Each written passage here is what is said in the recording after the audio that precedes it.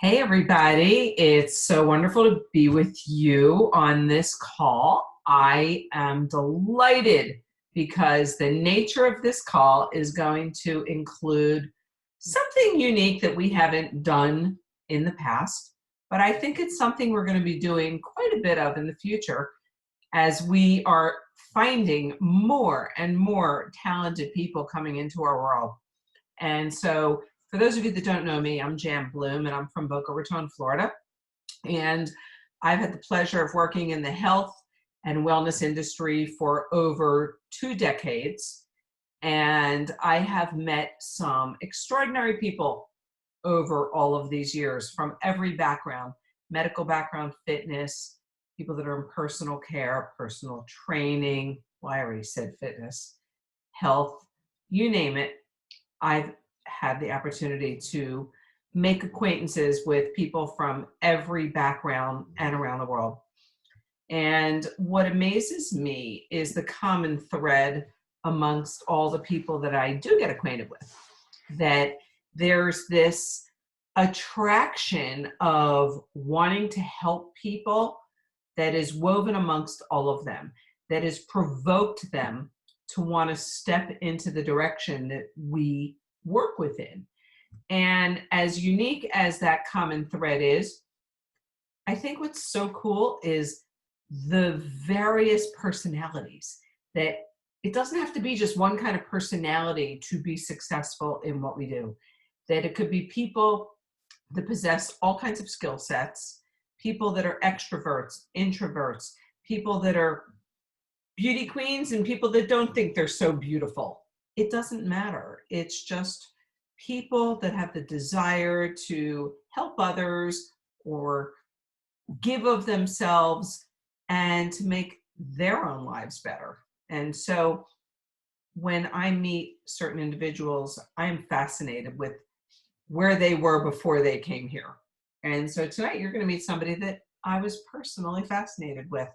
And when I met this young woman, she was the first person I ever met that officially was preparing to compete in a beauty pageant.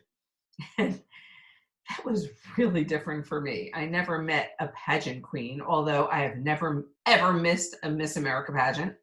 I'm the kind that literally keeps score and is sitting on the phone with a friend. We both do it together. So she did not know how into pageants I was. And so it was really fun to dig deep and find out how she got into that direction and all of the things that go along with becoming a pageant queen. I don't know how else to refer to that term. I'm sure there's a more formal way to say it, but I just wanted to introduce you to Krystal Quagliera, who she is a crystal.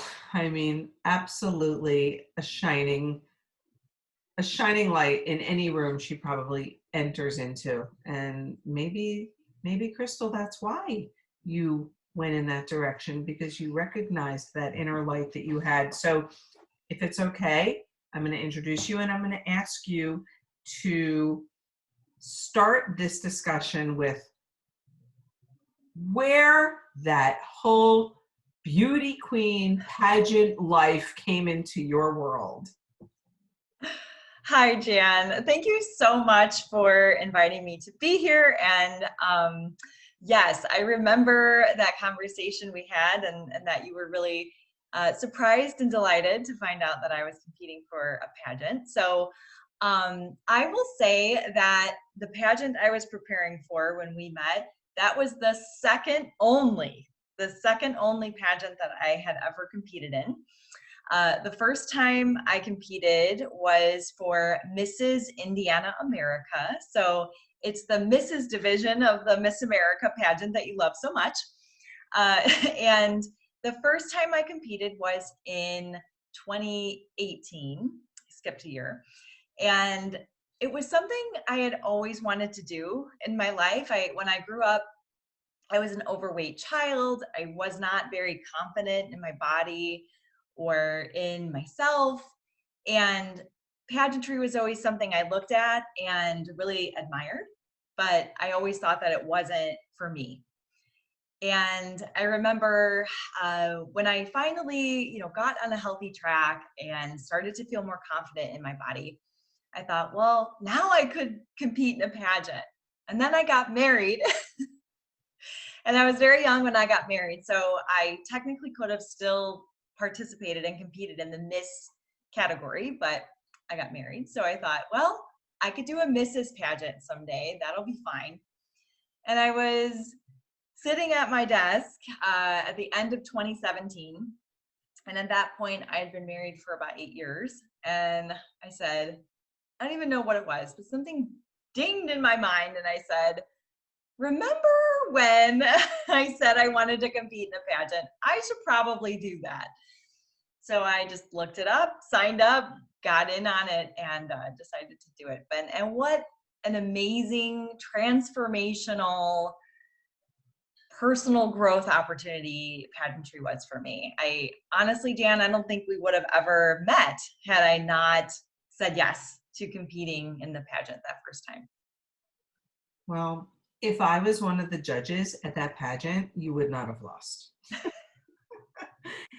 I don't understand, if you had a lifetime of, maybe your self-esteem wasn't great, or you had, body image issues, why pageantry? What gave you the guts to do that? What were you trying to prove to yourself? It was about just that, proving to myself that I could do it and celebrating the fact that I had come so far in my health. So for me, it was a nice goal. It was a nice goal to get in that, shape, I guess you would put it in air quotes, maybe like that great shape that I always wanted to be in, or just to prove to myself that I could do it. Because I think because I grew up and I was bullied and had a lot of body weight issues and a lot of like self-esteem issues, I just wanted to prove to myself and maybe a little bit to everybody else that I could be a beauty queen. And the gift that I got from it, though, it was so much more than just gowns and crowns. It was giving me the confidence to step out of the box, to start my own business, to pursue my dreams. Finally, I had realized in that process that I had been living for everybody else's dreams my whole life. And I was supporting other people and, doing everything for others, but never for myself. Even on my wedding day, I think back to it and it wasn't about me. It was about everybody else. So doing that pageant in that moment, wearing that dress, getting my hair done and makeup and feeling, it's just no way to describe it, right? But even though I had lost, I just remember being so emotional that day because I was so proud that I finally did something for myself. And that was an excellent gift. Well, I remember once watching a television show. I don't remember the name of it. Maybe some of the listeners will, but it was a show about people that never felt good in maybe their high school years, and maybe they had a boyfriend or they were bullied. And then later in life, they either became gorgeous or successful in business, and they had this big coming out, and they got to face the people or the person that intimidated them and just ruined their lives because they just felt so great about themselves. And you just reminded me of that show when you said part of it was because your upbringing and some of those memories, you wanted to prove that you could overcome that. Was the proof more to yourself or to other people or both? It was definitely to myself. I about maybe a year before I competed in that first pageant, I started, I guess you would say, finding myself, finding my serenity, understanding codependent behavior, a lot of things that I was sort of going through a personal development with. So that was, I think, a big part of it, was saying yes to myself and proving to myself that I could say yes to myself and not feel guilty about it, which is something that really comes up, I think, for a lot of entrepreneurs, that, having your own business and saying yes to yourself and stepping outside the box and giving up your 9 to 5, right? Going against all of these like societal norms that people in your family might say, you're crazy. What are you doing? That's not what we always did. And I would have never had the confidence to do that, to pursue this business and my own thing if I hadn't said yes to myself back then. Well, my next topic was going to move into the lane of business. And my last question in this segment was going to be something you pretty much already answered. My question was going to be, how did you mentally handle losing and not winning? And where most people in anything they do in life, when it doesn't go their way or they feel that they failed, they sink into either a depression or I can't do this, and they get stuck in this negative mindset. And I want to know, you really wanted to win this, but yet I heard you say a few minutes ago how you really were grateful from the personal growth you got from it. But how did you not feel like you failed? How did you overcome that loss? Yes, that's such a great question. And maybe it's because I had done a lot of auditioning in my life. So I was in theater for a bit. I pursued acting in my 20s and in college, and I heard a lot of no's. So maybe I just got used to handling that sort of rejection a little bit. But there really is sort of like this, like a bit of a letdown right at that moment where they don't call your name to get into the finalists, and this thought process that goes through your mind that, honestly, right, as an entrepreneur, like, we hear no's, we get rejected. And so it is very much similar to that. And I think it was also like having my compass pointed north and knowing that I had a higher power and he had something else in store for me. And the no at the pageant wasn't something that reflected my self-worth, but it was just a sign that there was a yes somewhere else for me. And I truly believe that when I have my compass pointed north, I'm always going to find the right direction and I'm always going to go in the right direction. And what I think is maybe the way it's going to turn out, it's not always going to turn out the way I think it's going to turn out. But I do believe and I have faith that it's always going to work out for my best. So I think having that mindset has really helped me to deal with the rejection that came with the pageant and that comes with owning a business and being an entrepreneur. In my 27 years in business, I have just looked at people's lives that I work with, and everything they've done before that they've perceived as negative, I've just turned it around and I said, no, those weren't negative experiences you have. Those were stepping stones to where you are today. Those are things that empowered you to be here in this moment. So that was a great experience for you. And you pursued something that was a dream, and you may not have gotten that crown, but it took you to a whole other level in your life.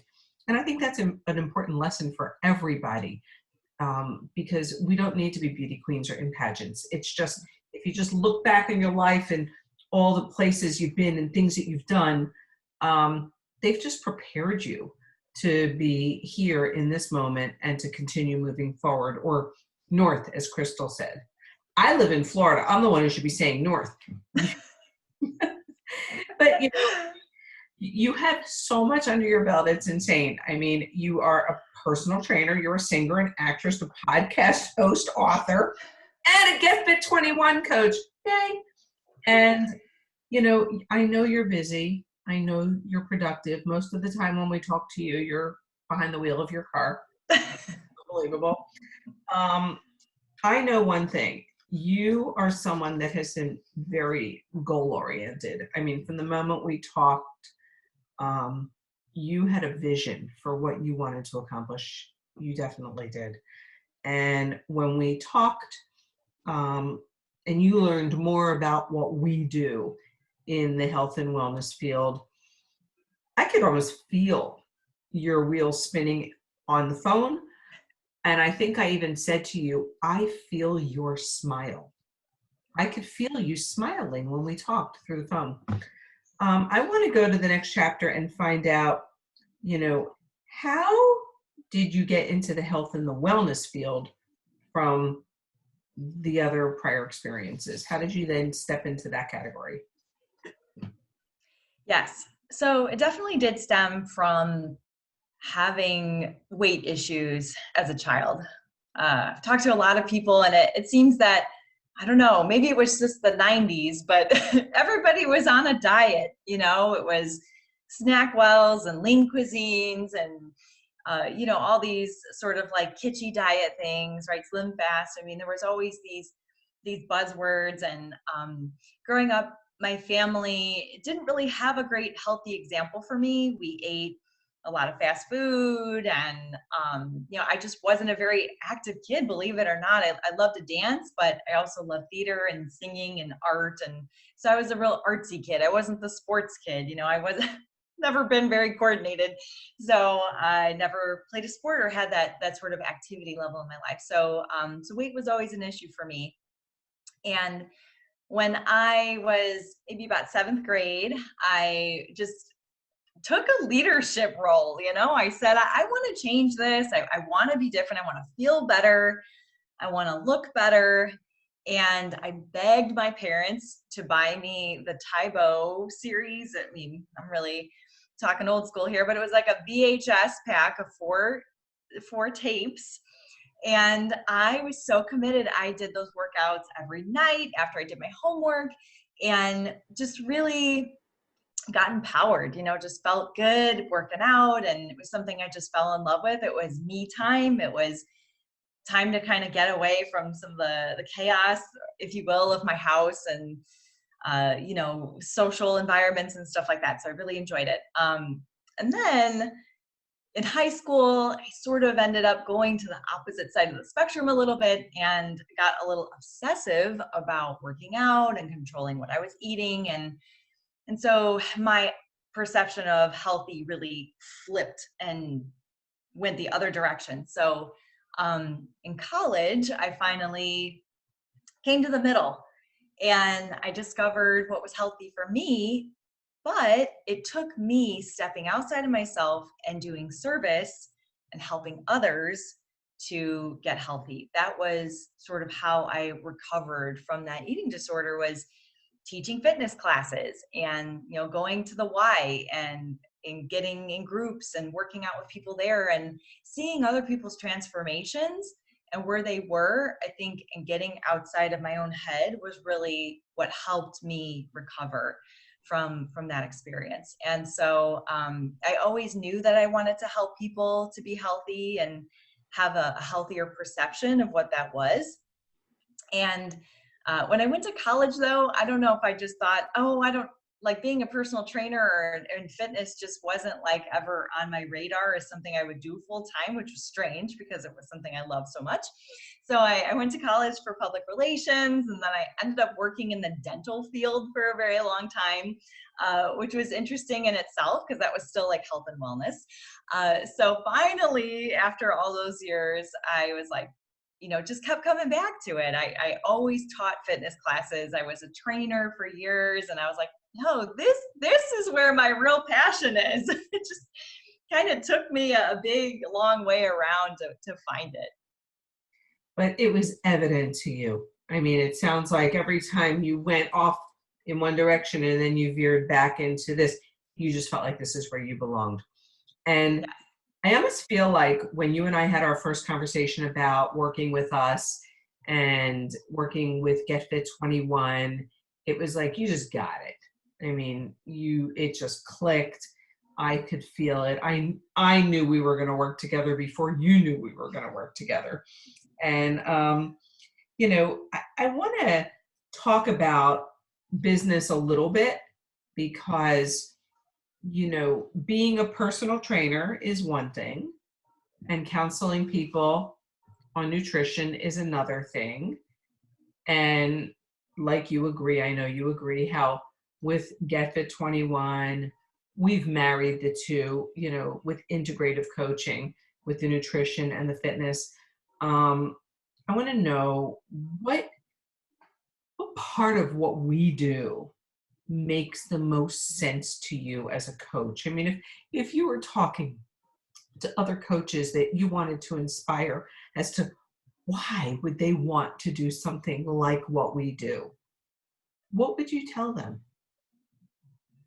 Yes, I would tell them that this is something that's got all the groundwork done for you, all the components of how to coach people the proper way with nutrition and exercise is all turnkey and ready. So that's what was really attractive to me. As somebody who's busy and has a million things going on, I was really spinning my wheels. I think I told you when we first met that I've been really racking my brain. How do I put together a virtual program? How do I take this online? How do I reach more people? I was looking for mentorship. I was looking for people who were already successful doing this that could just show me a better way, right? I was so lost inside of ClickFunnels and sales funnels and, Google ads, Facebook. I mean, it was making my head spin and I wasn't getting anywhere. And I believe that actually when we spoke, it had been a whole year since I quit my job. And I promised myself a year prior to that I would have all these things accomplished, right? And I realized it was a lot harder to do on my own than I thought. So for me, the philosophy was exactly the same as how I had already been coaching my clients. And so I saw that I could align myself with a group of people who are already successful in coaching people on this, program that I believed in and believed in the philosophy. And honestly, what was so attractive to me was the mentorship, because I've always been that person that when I don't know how to do something, I hire a coach, right? I hired a pageant coach because I didn't know how to compete in a pageant, right? I've taken classes from people. I've, just always been really big into learning and personal development. So for me, having leadership and mentorship with Get Fit 21 was like a no-brainer. It was a no-brainer for me to say yes and to do it. Well, you've never hesitated to reach out. And I've always said the squeaky wheel gets the grease. The person that asks the most questions is the person who's going to excel. And you were always right there for every meeting and discussion and strategy. And one of the goals that you had was you wanted to be going in the field of physicians. And you go from strutting down an aisle as a pageant queen to now trying to enroll a physician in a Get Fit 21 program with his practice. Let's talk about that. I mean, you ventured into a whole new world that was like walking into a foreign country. Talk to me about where that desire came from, how it came about, how it worked, what did you do, we do to facilitate that. Let's expand upon that. Yes. So I remember, Jan, when we spoke early on, and Barbara in some of our conversations too, we spoke about being able to go to physicians and how, balance and the Get Fit 21 program and a lot of the products listed in the PDR are, used by physicians nationwide. So I've always been a firm believer in making those lifestyle changes. Let's try to get people either off of their prescription medication or using it um, the least possible, right? So I just thought, wow, this is absolutely in line with what I believe and what I want to do. So I remember brainstorming, right, with you and Barbara about, well, who do I know? What are some physicians that I know? And I thought about this Dr. Hobbins. He was actually a patient and a friend of the dentist that I worked with and for. And you know how strange that, right? We look back on our lives and go, oh man, what was that detour I took back there, right? I worked and managed a dental practice for 5 years. And prior to that, I worked in other offices. But honestly, like, I think having that experience was what helped me sort of speak from a position of authority with a doctor and say, you know, I know how practices run, you know, and I had something to offer in that way that really gave me some confidence to go in and say, yeah, I had a little bit of experience in this already. So that was nice. And I already had that connection with him. So that was really important too, I think, for me, just having the confidence to go in there and build that rapport with him. So I remember being really, really nervous and saying, "Oh, I'm gonna approach Dr. Hobbins." And Jan, you and I and Barbara had some strategy, you know, sessions back and forth. And I remember writing you 10-page emails about what I was going to say to him, how I was going to approach it. And you know, your leadership and mentorship was so key in, you know, massaging, I love that word that you used, Jan, but sort of massaging the language that I was going to use with him. And you know, your experience and Barbara's experience with physicians was certainly very helpful in that. So you know, that pitch when I went in there, and I mean, right, me, a pageant queen, standing up in a bathing suit on stage for everybody to judge me. I was like, my heart was racing, my armpits were sweating walking into this doctor's office. So it doesn't matter where you come from or what you're doing, you're always going to feel that little nervous energy. But I think that's a good thing, because that means you care.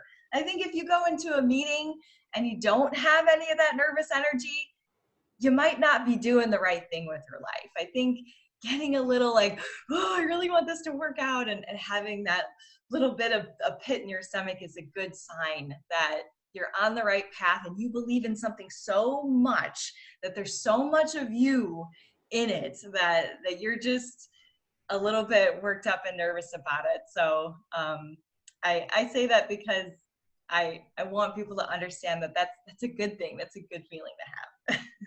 But you're leaving out that you also went into that doctor's office wearing a bikini and heels. Maybe I would have been more comfortable had I done that. I don't know. What's funny to know is I remember when Krystal said, listen, I have this position. I kind of know him, but I know of him. I don't really know him. And she was deciding to make the leap into that world. And so, like I always say to anyone that I'm mentoring, I'll say, write out exactly what you would say. Let me see how you would say it. And then I'll refine it so it still sounds like you. I'll then send it to Barbara. She'll refine it so it'll still sound like you. And between our language from our experience, we'll taper it down so it's still you, but it's abbreviated. So we went from about 10 pages to a page. And it was really amazing, the results that you had and the trust that you built with that physician, and the experience that, you know, his patients were having. So, you know, that experience is just another stepping stone, Krystal, wouldn't you say, to reaching other physicians? Yes, absolutely. Having that efficacy and having that credibility to say, okay, look at how it's working at this office and all these results people are getting and how much the doctor refers people to it, really does. It gives me confidence to go to other physicians, and I think just gives you that boost to say, yeah, this is working somewhere else. This is what I've been doing, and this is what I could do for you, Dr. So and so.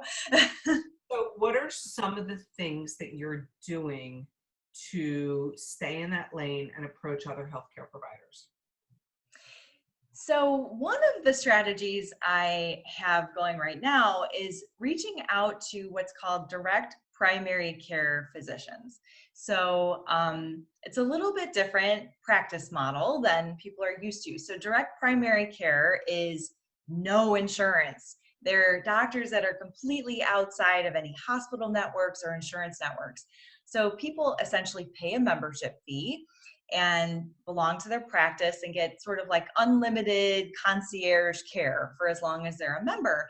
And what I found was that with Dr. Hobbins, he's direct primary care, was that he just had a different mindset about treating his patients, and that he actually was aligned with my incentives, that he wanted his patients to be healthy, that he wasn't the doctor that just threw prescriptions at people that had diabetes. He actually wanted to work with people to make those lifestyle changes. And he was more open maybe than somebody who was working at a big hospital network. And I remember a conversation I had with Dr. Hobbins that he said, if you had approached me about this a year ago when I was working with the hospital network, this would have never flown, because it would have been red tape and having to jump through a bunch of hoops and just sort of one hurdle after the other. So he was really glad that I had approached him, once he had opened up his own practice about it. So I am sort of looking right now, I'm sort of looking at my area. I live in the Chicago area. So there are several DPCs, direct primary cares, around my area that I'm starting with, but then branching out nationwide, because this is a virtual program. So they don't really have to be in my backyard. And I'm sending lumpy mail to them. So it's got a little, weight to it, a little bulk to it. So it just gets past their gatekeeper and gets into the hands of the doctor, and going from there to just start a conversation with them and, get on a Zoom, talk about their goals for their practice, talk about how I've already helped, Dr. Hobbins in his situation, and then being able to multiply that is the goal.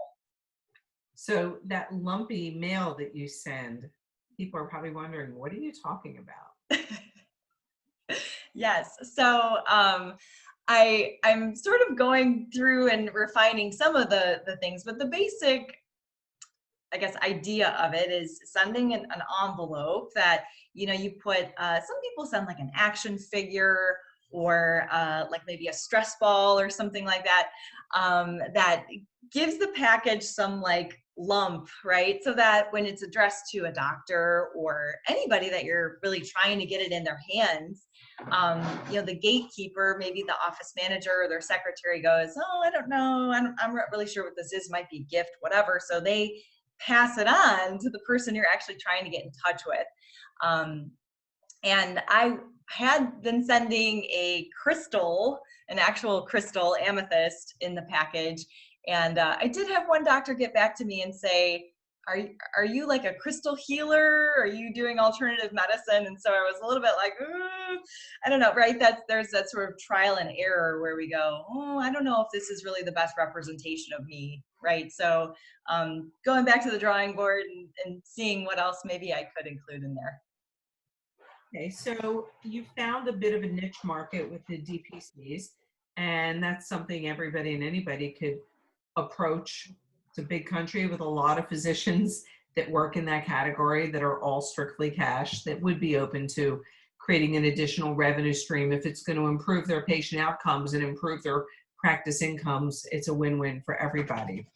Krystal, I mean, that's not the only direction. Let's talk about some of your approaches to people that may not have gone the way that you wanted them to go. And what did you do? What did you take away from that? You mean the people who say no?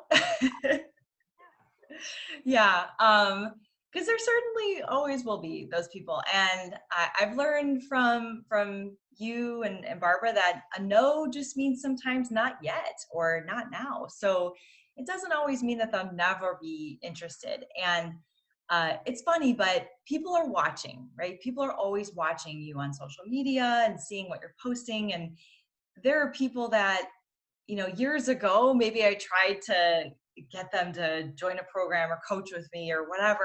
And they've come back around and been like, wow, they see how consistent I've been over the last 10 years, posting on Facebook and being motivating and being in fitness and stuff. So sometimes those people come back around. So don't lose heart, be yourself and stay consistent, because that's really important. And never being afraid to ask for a referral and say, well, this might not be for you, but do you know of anybody else that you think might benefit from this? And I think it almost lets people like take a breath and say, okay, she's not going to try and like sell to me, but yeah, I do know some people that might benefit from this or want to see a change in their life. So never be afraid to ask for a referral. That's the one lesson that I've learned over and over and over again in everything that I've done. Mm-hmm. And something that, I've learned from all the years is something I heard one guy say, some see it, some don't. So what next? And, when you have all those no's that I'm sure like everybody else have had when you're trying to educate somebody about our program or our products, how do you recover from that? I mean, how do you walk away? How do you prevent yourself from giving up? Yes, it's always a learning experience, right? And I think being able to be humble and to maybe look at each interaction and say, okay, how could I have done that differently? How could I learn from that? What did I talk too much? Did I did I even learn what that person really wanted? Early on, I was that person. I would spew information all over people, and they would be like, they were so confused by the time we were done with our conversation. I'm not surprised they said no. So just always looking at it as a way to learn. And I love that, right? Some will, some won't. And the ones that will are waiting. They're waiting for you to tell them about it. And I think too, like knowing that this purpose is so much greater than me, knowing that I've been called and we've all been called, right? If we're here and we're coaches, that there's a problem in the world that we're called to solve. And so maybe that one person didn't see it, big deal. There's a billion people in the world, more than that, right? That I could be helping. And it was so funny. I was driving, as I always am, and I was going through all these new neighborhoods that were popping up. And I'm like, I can't even believe that this many people live in this area. There's just house after house after house and new construction. I'm like, and my thought was like, all these people I could touch, all these people I could help, all these people that are just out there waiting. And so knowing that, my work is not done here and God put me on this earth for a purpose. And I believe that purpose is to, help people be healthy and live their best life. And I'm not going to stop just because I hear a couple no's. I know that, you have a podcast, The Playful Trainer. And I remember when you and I had a conversation about branding and how do you want to be perceived, and everybody that listens to you and just looks at that beautiful smile sees how playful you are.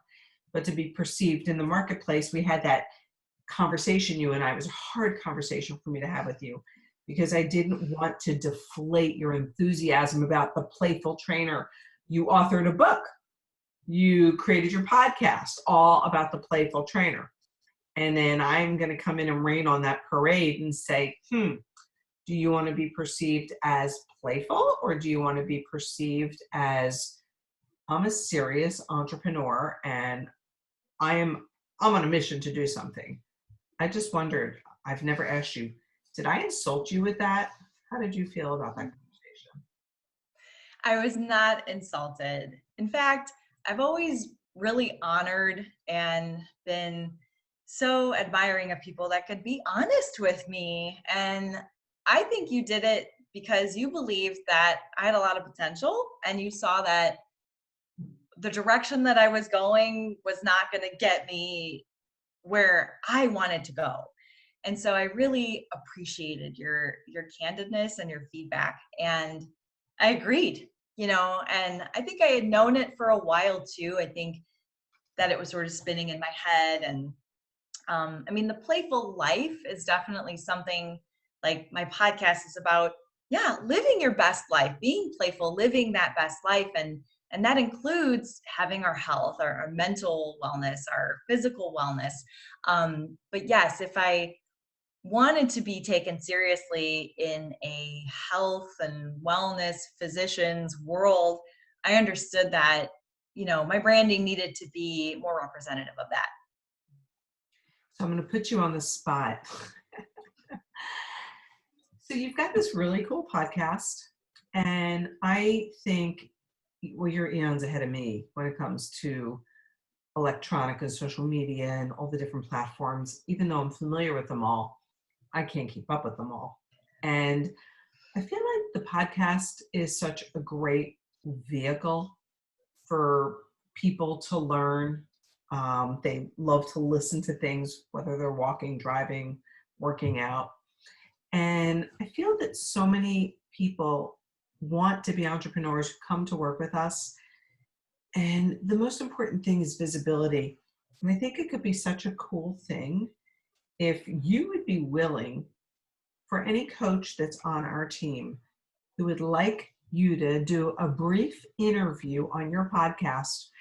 I feel like there's so many women out there that want to be enterprising, but they don't know where to begin. But when they hear inspiring stories of where someone else began and where they are now, I think it could be another way that you could help people if you can lift up the visibility for some of the coaches on our teams that can also use that for marketing collateral for themselves, that they could post on their Facebook pages saying, hey, I was interviewed on a podcast.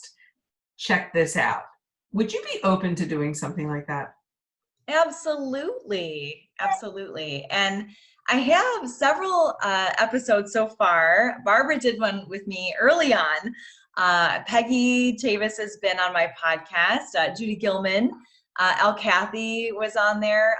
So I've had several so far. So I love that idea. And everybody's story is different. So if you feel like, oh, well, we're all doing the same thing here. Yeah, well, we are, but we all approach it in a very different way. And we all have a very different story to share, right? Everybody that was on my podcast so far, like, wow, just getting to know where they came from and why they're doing it. I mean, that's so inspiring, not only to people who want to be entrepreneurs in the health field, but people who just want to feel better and do better. They go, wow, look at Peggy. She was, taking care of her mother and her husband and a caretaker all of her life. Somebody out there listening might be like, that's me, that's me. So I'm always open to and love to share people's stories, because that's really the power. That's really the power.